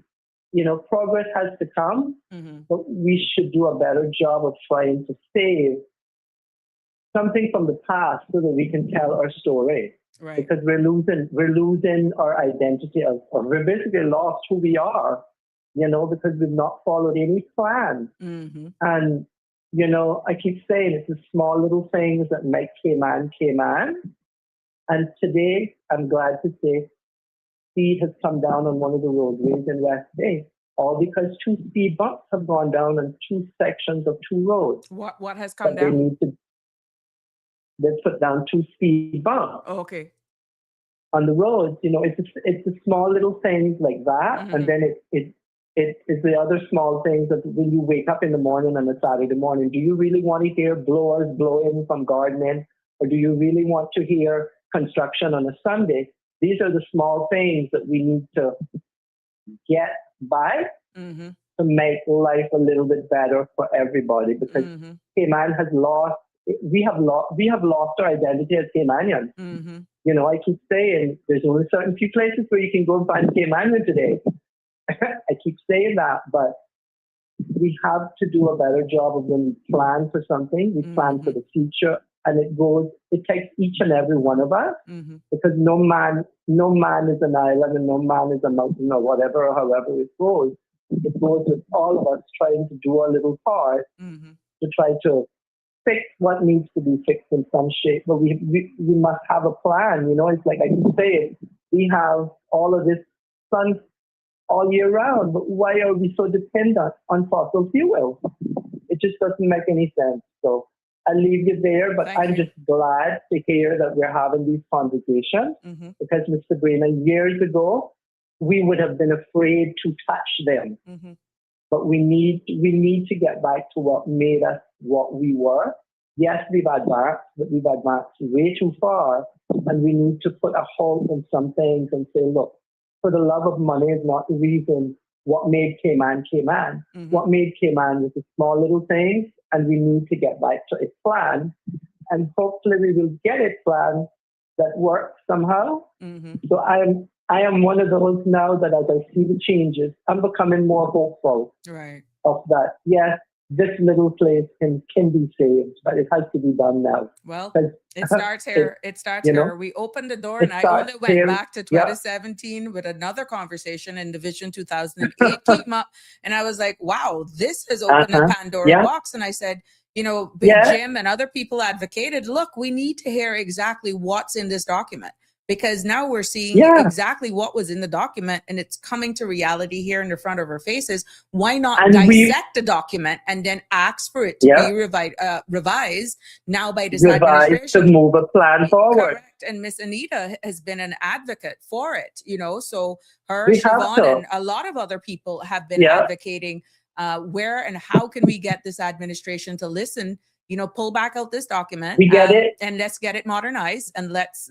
Yeah. get it. Let's chart our course moving forward. We can't allow Yeah. We others to agree. just come and do that for To us, chart it for us. or Mm-mm. we do it on a reactive instead of dealing with solutions. We're treating symptoms, and that is our biggest problem. Mm-hmm. You got to Yeah. nail it in the head. And Correct. but you know what? I just want to say this. Remember the big old hoopla about the gentleman with the dive little dock down there on Northwest Point Road? Oh, yeah.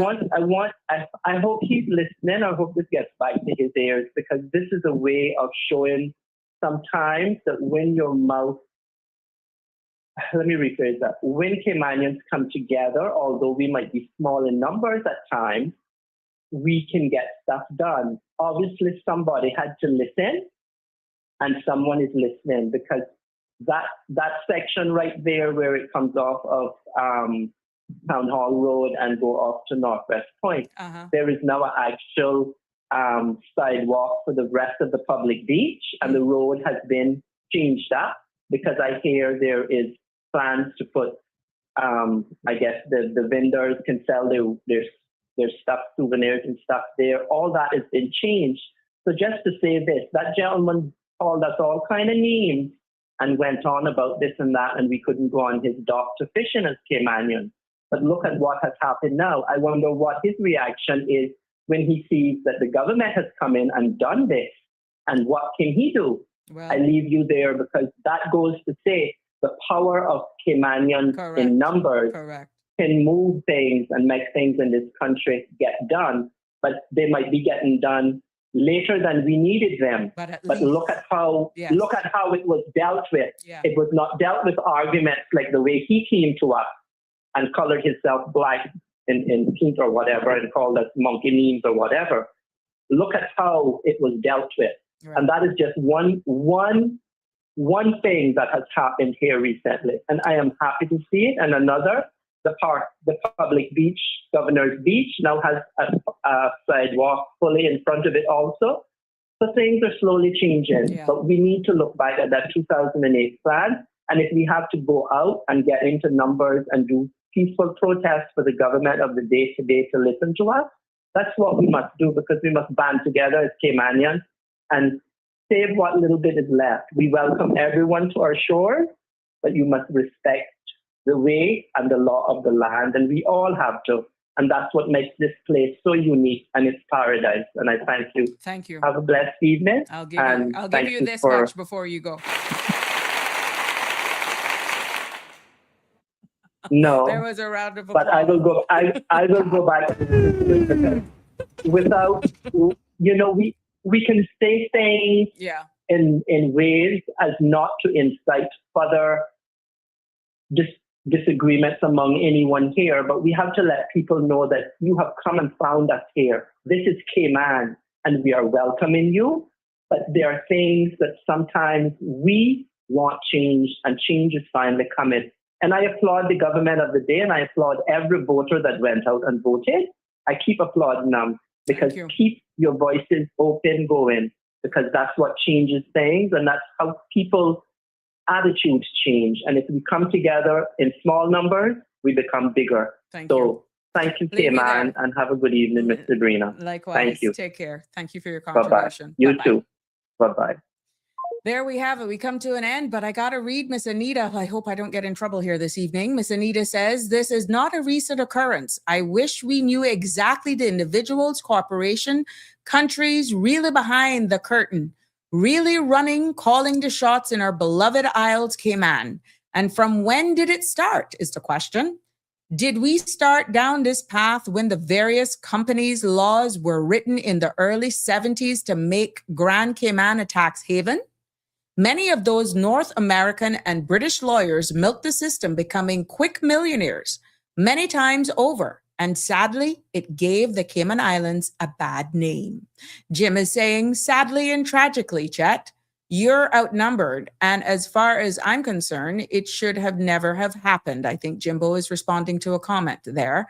And Denver is saying, Miss Anita Ebanks, yes. You and I know that that's not our generations of lately. Unfortunately, some of them late arrivals here doing the same thing is what Denver is saying. And he says, that was a correction, meaning he knows. Aliano says, can we not those big pairs like, I'm thinking you're saying, can we not do those big pairs like the ones in the United States, in the US? Sorry, get one of those big piers. Okay. You're asking not to get it or to get one like the US. I'm not so sure, Aliano. But anyhow, ladies and gentlemen, that brings us to the end of this episode of Sabrina Speaks. Tomorrow evening, I'll be back on with you at 5. But guess what? I will only have an hour of Sabrina Speaks because I have a commitment that I have to go to. I promise you this will not be a regular occurrence.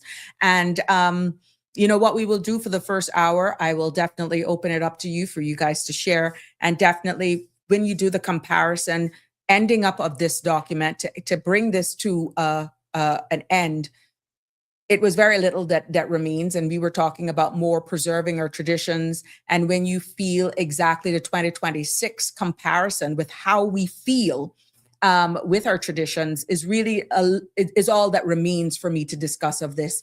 But I think the message has been sent. We have aired it. We have brought this Vision 2008 to the surface. Thank you for your comments. I know that they're being heard. Now we're going to wrap this up tomorrow. Remember, it's only an hour tomorrow. We're going to wrap this up tomorrow. And then we're going to see exactly what response we get. from our leaders at be, and that's based on your acts. But what I want you all to also do is do not stop asking the right questions. Don't refrain from reaching out to your elected politicians and put the pressure on them to consider this. At the end of the day, your voice is just as important now as it is during a campaign. Yes, you're even more powerful now because you're not going into certain things blindly and you're not holding them hostage. They're there to serve. And for years, we have seen where persons have asked for a national print for where we're going in the future. And this is the closest to one that we have had. I'm hoping that you're finding these episodes informative, educational, and pulling back the curtains on a Cayman that we can still have that was in the making 25 years ago. Let's no longer talk about it. Let's bring it to reality. Please be safe on the roads. Until tomorrow, love you lots. Good night and take care.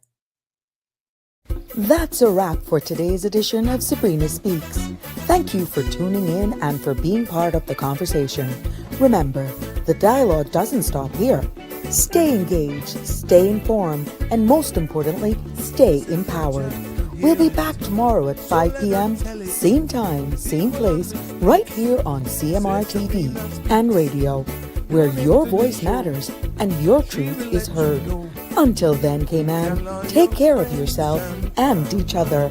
That's it for today's edition of Sabrina Speaks, where your voice matters, your story counts, and your truth is always welcome. Join us weekdays from 5 until 6:30 p.m. right here on CMR TV as we dive into the topics that matter most to you.